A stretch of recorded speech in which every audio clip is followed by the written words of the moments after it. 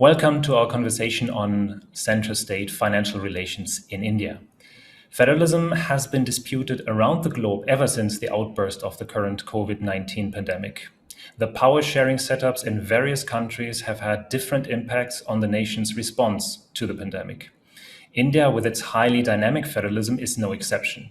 The responsibilities of the central government in Delhi and of states were contested in curbing the pandemic, closing borders, limiting transportation, administering health support, or more recently, distributing or acquiring vaccines.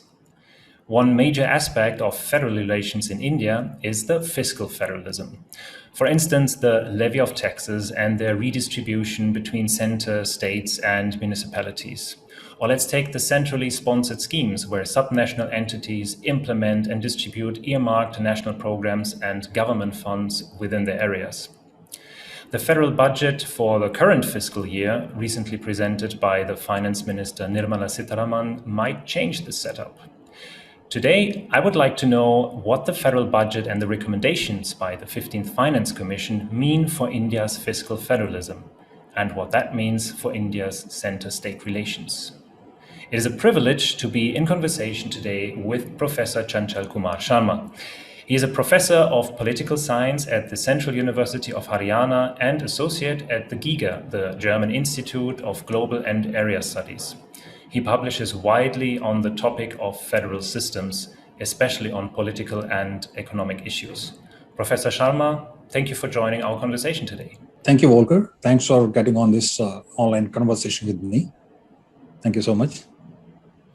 So these contentious issues that I had mentioned just now in the center-state relations are emerging so rapidly, one after another, that it is easy to lose track. From the management of the corona pandemic and the migrant labor crisis to the resolution of disputes related to GST compensation, we always noticed a lack of coordination between the center and the states, and even among the states.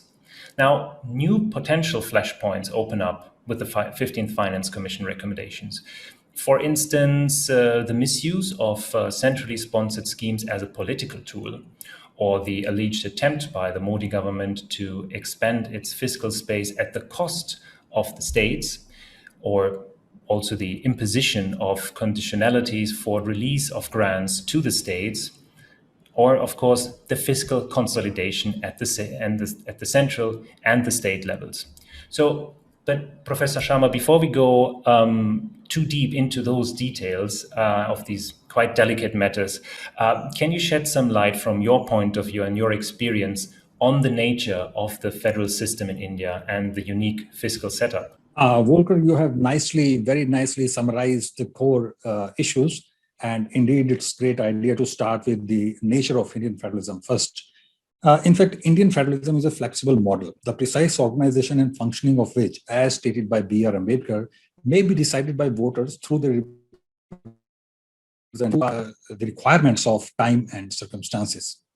In other words, Indian federalism has been designed to allow centralizing or decentralizing dynamics in the management of public policy to vary widely across time and space. The consequence of this flexibility is clearly visible in the actual functioning of India's federal system since independence. For instance, India functioned as a centralized federation under one dominant party system and as a more decentralized multi-party federal system during the coalition era in Indian politics.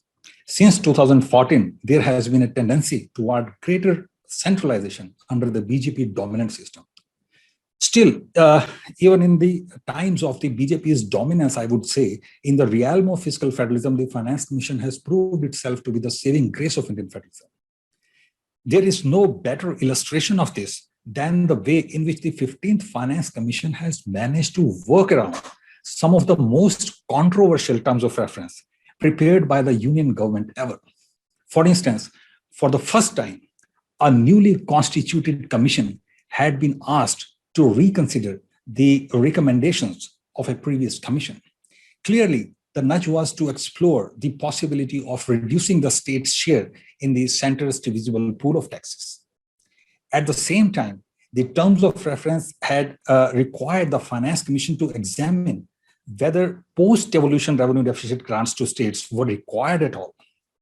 Furthermore, the Commission was asked, on the one hand, to recommend measures to incentivize the implementation of central flagship schemes, and at the same time to disincentivize the continuation of state schemes by classifying them wherever possible as populist.